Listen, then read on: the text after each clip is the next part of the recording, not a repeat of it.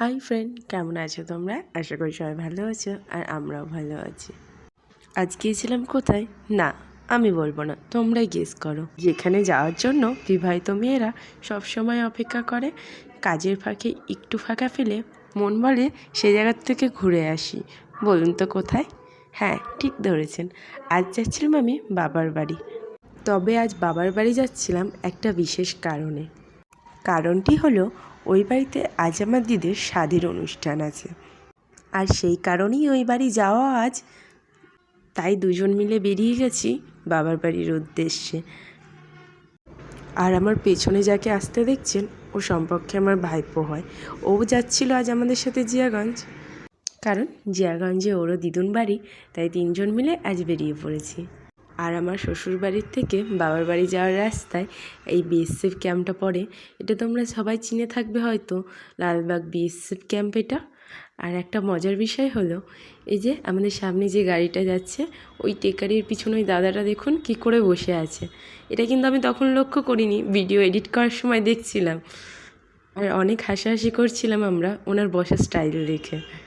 দেন আমরা এখানে দাঁড়িয়ে যাই আখের রস খাওয়ার উদ্দেশ্যে, কারণ এখানকার আখের রস ওর খুব ভালো লাগে। তাই আমরা যখনই জিয়াগঞ্জ যাই, এখানকার আখের রস ওকে খেতেই হবে। আর এখানে আখের রসটা করেও খুব সুন্দর, পুদিনা পাতা, লেবু, আদা দিয়ে যে আখের রসটা করে, এটা খেতে খুব টেস্টি হয় আর অনেক হেলদিও। রস খাওয়ার পর আমরা আবার বেরিয়ে পড়ি। এর তো আমরা কথা বলতে বলতে মুর্শিদাবাদ পৌঁছে গেছি। আর এখানে না অনেক ঘোড়ার গাড়ি দাঁড় করানো ছিল, দেখুন। দেন আমরা হাজারদুয়ারি প্যালেসের পাশ দিয়ে যাচ্ছিলাম, আর দেখুন প্যালেসটা কি সুন্দর লাগছে আজ। আর চারিদিকের ওয়েদারটাও আজ খুব সুন্দর ছিল। আর এখানে আমি ঘোড়ার গাড়িগুলো দেখছিলাম, আর ওকে বলছিলাম যেন মুর্শিদাবাদের মেয়ে হয়ে আজ পর্যন্ত আমি ঘোড়ার গাড়ি চড়িনি। আর এই কথা নিয়ে আমরা হাসাহাসি করছিলাম। তারপর আমরা চলে আসি কাঠগোলার বাগানের সামনে। দেখুন গেটটাকে নতুন করে সাজিয়েছে, খুব সুন্দর লাগছিল। ফাইনালি আমি চলে এসেছি জিয়াগঞ্জে। এই যে এটা জিয়াগঞ্জের গেট।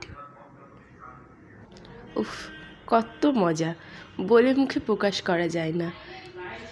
এই শহরটা জুড়ে একটা আলাদাই আবেগ কাজ করে। আর তার চেয়েও সুন্দর হলো, জিয়াগঞ্জ গেট পার করে করেই এই মন্দিরটা। দেখুন আকাশটা আজ কত মিষ্টি, তাই না? আজ আমাদের অনেক দেরি হয়ে গেছিলো, তাই বাড়ির থেকে বারে বারে ফোন করছিল, চলুন বাড়ি যেয়ে দেখা হবে। আর এখানে আমি বাড়ি এসে ঝটপট করে রেডি হয়নি, কারণ অনেক দেরি হয়ে গেছিলো, সবাই ওই বাড়ি চলে গেছিলো। আর আমিও রেডি হয়ে চলে এসেছি এই বাড়িতে। পিছনে ওটা আমার বোন আর এটা দিদি। এখানে ভোগ অনুষ্ঠান শুরু হয়ে গেছিলো, এখানে মহাপ্রভুর ভোগ হচ্ছে। ভোগের পরেই স্বাদ অনুষ্ঠান শুরু হবে। দেন মামারা এখানে চলে গেছিলো গোমাতাকে পুজো করতে, আর এখানে গোমাতাকে পুজো করছিল, আর আমরা ঘরে এসে এখানে ফুল দিয়ে সুন্দর করে একটু সাজিয়ে দিচ্ছিলাম। তারপরও স্বাদ খেতে বসে যায়।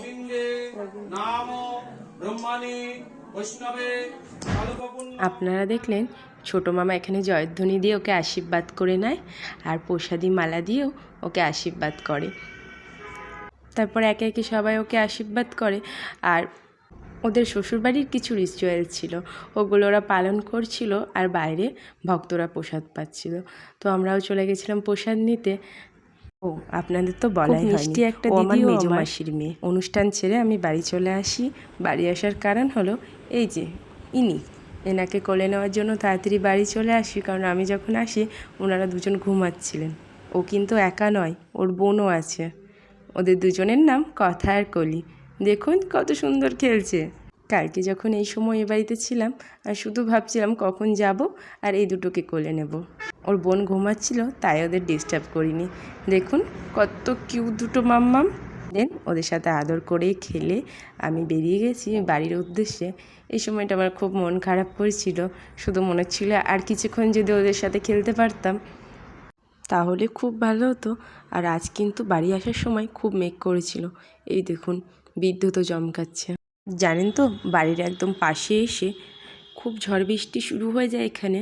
দেখুন রাস্তাঘাটের কি অবস্থা, আমার তো খুব ভয় করছিল। আর এই জায়গাটা তো ফাঁকা ছিল, সেজন্য এত হাওয়া লাগছিল, মনে হচ্ছিল গাড়িটা উল্টে যাবে। দেখুন চারিদিকে কি অবস্থা, আর আমার না আর ভিডিও করা হয়নি এই ভয়ঙ্কর পরিস্থিতিতে। একেবারে বাড়ি যেয়েই দেখা হবে, চলুন। আর এত জোরে জোরে ঝড় হচ্ছিল যে গাড়ি নিয়ে আগানোই যাচ্ছিল না। ফাইনালি আমরা বাড়ি চলে আসি, আর দেখুন কি ঝড় বৃষ্টি হচ্ছে। আমরা কিন্তু ভিজেও গেছিলাম, ওকে বলেছিলাম রাস্তায় দাঁড়াতে, ও বলল বাড়ি আর 5 মিনিট, চলো বাড়িই চলে যাই। দেন আমরা বাড়ি চলে আসি, আর আমি তো এখানে ভিজে গেছিলাম।